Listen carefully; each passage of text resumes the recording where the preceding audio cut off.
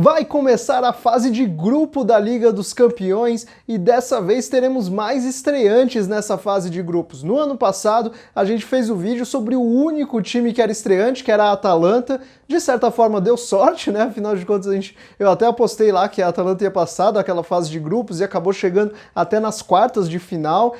Vamos ver o que acontece agora. São 4 times na fase de grupos. Vou explicar a história deles. Tem time mais tradicional, tem times bem novos que provavelmente você nem ouviu falar, nem conhece tão bem a história. Tem histórias alternativas, curiosas, tem política, tem muitos brasileiros nesses clubes, tem jogador jovem muito promissor, enfim, tudo isso depois da vinheta.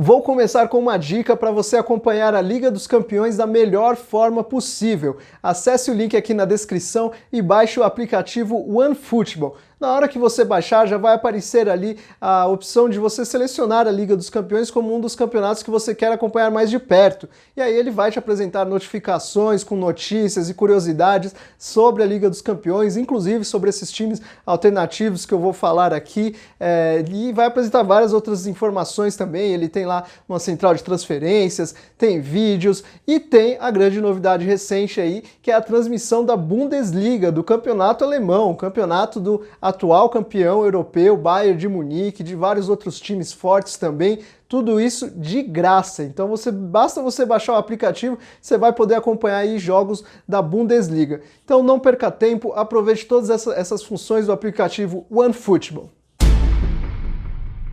Aqui no Última Divisão a gente gosta bastante de campeões inéditos, afinal normalmente são surpresas e aí puxa para esse lado alternativo do futebol.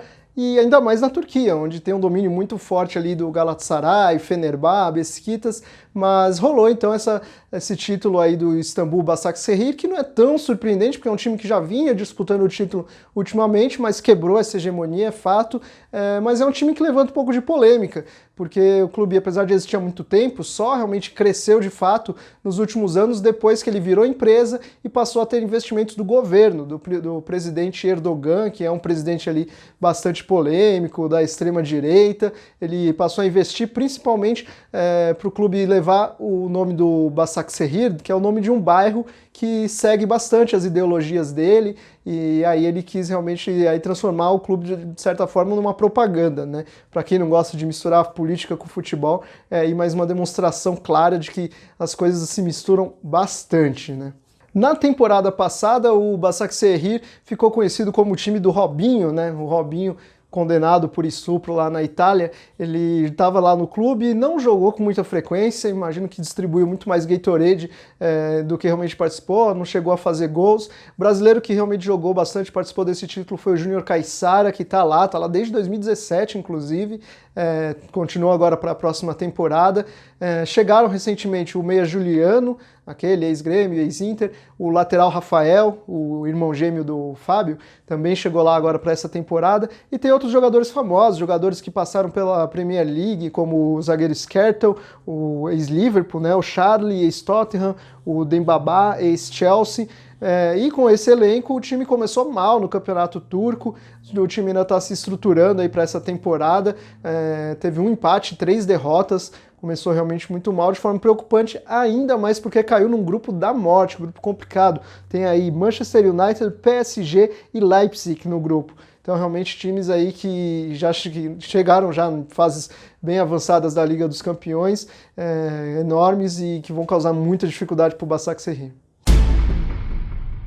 Esse é outro time de ascensão bem recente, mas porque ele realmente foi fundado há pouquíssimo tempo. Em 2008 foi fundado, time fundado aí por um empresário apaixonado por futebol, rico, né? E começou ali das divisões de baixo e teve uma ascensão rápida, até de certa forma acidental, porque quando chegou na elite, chegou por causa de desistências de outros clubes, e aí ele apareceu como substituto e conseguiu se estruturar rapidamente para se firmar, tanto que desde 2014 está sempre entre os 5 principais times, aí 5 melhores times do campeonato russo, e aí conseguiu essa vaga agora na fase de grupos, depois de eliminar o PAOK, que eliminou o Benfica do Jorge Jesus na fase preliminar ali, né, na pré-Liga dos Campeões. Então, o PAOK eliminou o Benfica do Jorge Jesus e depois foi eliminado pelo Krasnodar, que chega agora nessa disputa da fase de grupos. E tem 3 brasileiros pouco conhecidos nesse elenco do Krasnodar. Um deles é o volante zagueiro Caio, outro é o atacante Wanderson Marciel e o meio-atacante Ari. Então são jogadores assim importantes para o clube, de qualidade, mas pouco conhecidos no Brasil e treinados por um jovem, um treinador muito jovem, de 36 anos, Murad Musayev. A gente tem visto aí vários técnicos jovens fazendo sucesso na Europa ultimamente, esse pode ser mais um deles. O time no Campeonato Russo, na nova temporada do Campeonato Russo, está com 4 vitórias, 3 empates e 3 derrotas e caiu num grupo aí que tem Chelsea, Rennes e Sevilha.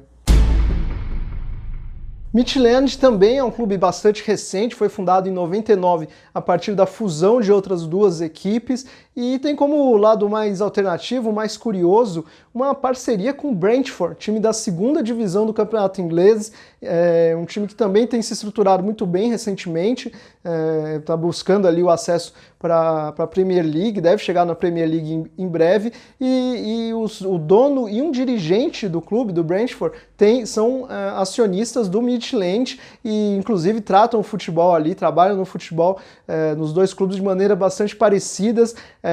Tem uma curiosidade aí que é em relação à forma como eles enxergam as estatísticas, que é chamada no meio do futebol aí, do pessoal que trabalha mais com tática, que é chamado de Moneyball. Tem uma estatística que tem se difundido bastante, que é Expected Goals. Eu não vou entrar em muitos detalhes sobre isso, primeiro porque eu não sei muito mesmo, vou admitir, e também porque é claro que não é aqui a veia do nosso canal, né? Não é o nosso foco, né? Mas, enfim, fica aí a dica para quem gosta de tática do futebol, vale observar bastante o trabalho desses 2 clubes, do Brentford e do Midtjylland.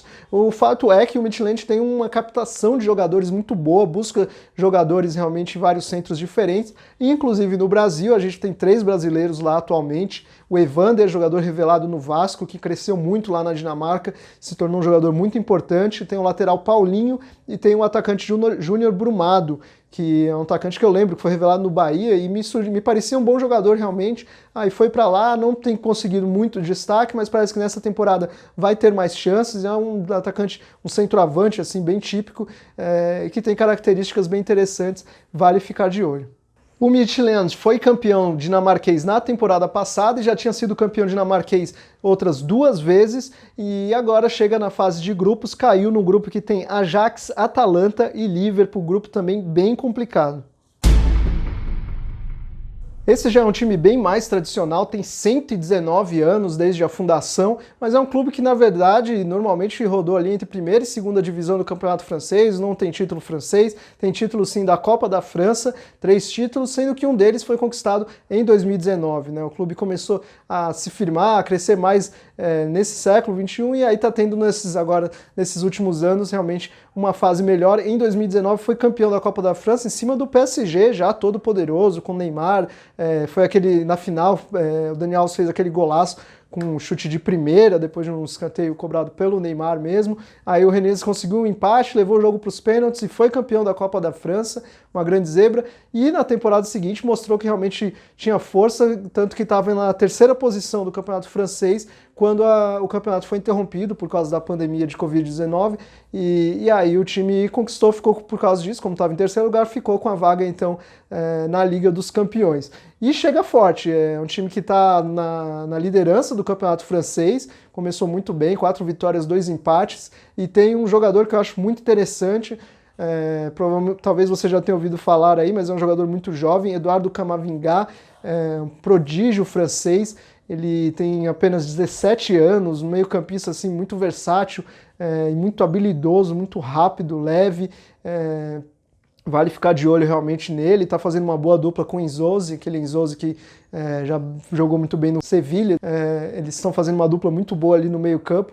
então realmente é um jogador que vale ficar de olho, ele já jogou até pela seleção francesa, fez gol outro dia, virou aí um jogador mais jovem a fazer gol na França desde 1914, então realmente tem até uma curiosidade, ele é nascido em Angola, mas foi muito cedo lá para a França, coisa assim de 2 anos, na infância, ele foi lá para a França e aí se naturalizou francês e tem esse nome meio brasileiro até, né, Eduardo, exatamente por ser nascido em Angola. O Rennes está naquele grupo com Chelsea, Krasnodar e Sevilha, portanto um grupo com 2 times estreantes nessa fase. Agora a grande questão é, esses times têm capacidade de passar da fase de grupos, surpreender, repetir a Atalanta da temporada passada? Eu acho bem difícil, eu não aposto nisso, principalmente por causa dos grupos em que eles caíram, né? Como eu falei, o Istambul Başakşehir caiu no grupo da morte. Um time que eu acho realmente bom, bem preparado, bem organizado, que é o Midtjylland, acabou caindo no grupo que também tem 3 forças aí, Ajax, Liverpool e Atalanta, né? Aí tem os 2 times que caíram no mesmo grupo, Krasnodar e o Rennes, que caíram no grupo com Chelsea e Sevilha. Chelsea está montando um time, está organizando um time novo, Sevilha é um time que sabe disputar competições europeias, mas não é tão forte. Então aí nesse grupo acho que pode rolar uma surpresa, apostando um pouco mais no Rennes. Então dos 4 que eu aposto mais que pode classificar é o Rennes, mas ainda acho que seria uma surpresa. Agora quero que você comente, deixe sua opinião, quais desses times podem passar para a fase de grupos e qual time vai ser o campeão da Liga dos Campeões nessa temporada. Deixe sua opinião e não se esqueça de se inscrever aqui no nosso canal, ative as notificações para receber os avisos dos próximos vídeos. A gente está sempre de olho no futebol europeu, no lado alternativo do futebol europeu, e também siga a gente nas redes sociais, que a gente vai falar bastante aí dessa fase de grupos, desses 4 clubes. É isso, amigos, até a próxima!